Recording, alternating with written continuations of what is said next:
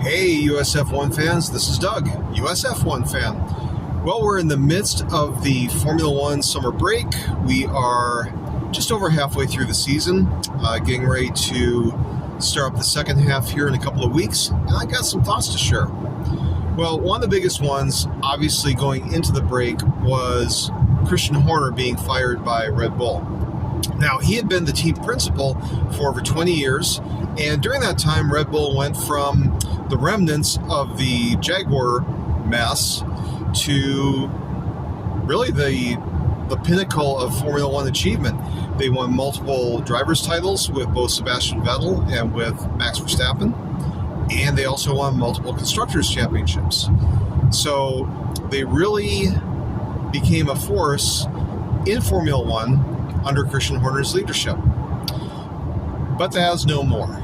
So right now, Lauren Mekes is the new team principal, and he's trying to pick up the pieces from all the chaos that resulted in Horner's dismissal. All right, so what comes next? I think Red Bull is in a bit of a pickle right now because they've lost a lot of people. They lost Jonathan Wheatley to Sauber, soon to be Audi. They lost Rob Marshall to McLaren, and they lost Adrian Newey to Aston Martin. So those are three massive losses that they've had to endure on the personnel front. During that time, they went from being arguably the first or second best team to struggling. I mean, let's face it, if Max wasn't driving that Red Bull, they would be struggling for points.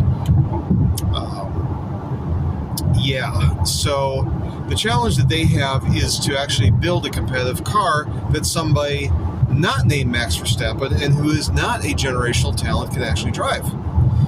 We've seen with multiple drivers since the departure of Daniel Ricciardo, namely Pierre Gasly, Albon, and most recently Sergio Perez and Liam Lawson. And even Yuki Tsunoda, who is no slouch, is struggling in that car. You pretty much take anybody and put him in that seat, and it seems like stuff started to occur, let's say in 2022, 2023, because initially when Sergio Perez joined the team, he was competitive. He wasn't going to beat Max. Very few drivers can beat Max in equal machinery.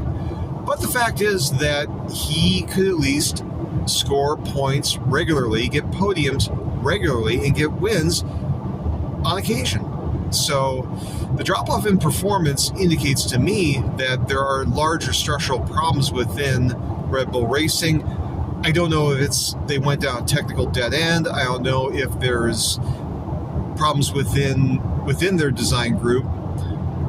It's been said, too, that their wind tunnel is holding them back. There may be a number of factors, but the end result is Red Bull is no longer the force that was. Okay, so where does that leave everybody? Okay, where does that leave Christian Horner? Well, Christian Horner's out, and he's available. Now, he's a divisive figure, let's face it. He is a bit abrasive, kind of arrogant, kind of one of those squeaky wheels. When things aren't going his way, he will obviously complain and raise his concern, no matter if you're an engine manufacturer, no matter if you're the FIA, other team principals. He will engage in combative discussions, let's put it that way. All right, it gets worse before it gets better. Max Verstappen even said that he doesn't expect to win any more races this year.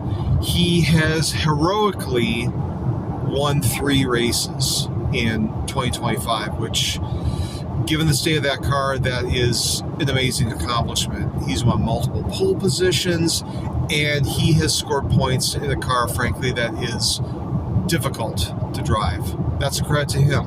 Coming up in 2026, Red Bull is going to have their own power unit in conjunction with Ford Motor Company, and they may struggle. I mean, it looks like Mercedes is going to be very competitive as far as their power unit. In terms of Ferrari, they should be there or thereabouts. The rest of the teams, I mean, Honda may or may not be good. They're certainly doing well with Red Bull right now, but how does that work with Aston Martin? It's anybody's guess. And, Audi, it'll be their first year. They may well struggle. They may well get it right. We simply don't know. So with Red Bull, there's a lot of variables and a lot of uncertainty. And so I would not expect them to do particularly well in 2026. I would expect them to struggle, and that could lead to Max Verstappen leaving the team. Christian Horner, well, I wouldn't expect him to be on the sidelines for too much longer, and I'll explain why here in a second. Christian Horner was able to do something at Red Bull that other team principals simply couldn't do. He took the elements that were there from Stewart Racing, later Jaguar Racing, and then Red Bull Racing, and was able to assemble a team of very competent, skilled, and ambitious people to take the team from where it was, which was a struggling mid to back of the grid team, frankly, and make them competitive. In fact, make them champions multiple times.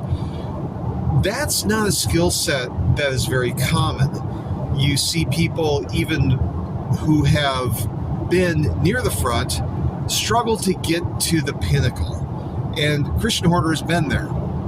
So if you're a team that's struggling, let's say Alpine, who has been rudderless and directionless for quite some time, maybe you take a look at Christian Horner. So I'll cover this in some other videos, but what I did want to do is invite you to join the conversation. So please like, subscribe, and get some comments on. We'll talk more about this.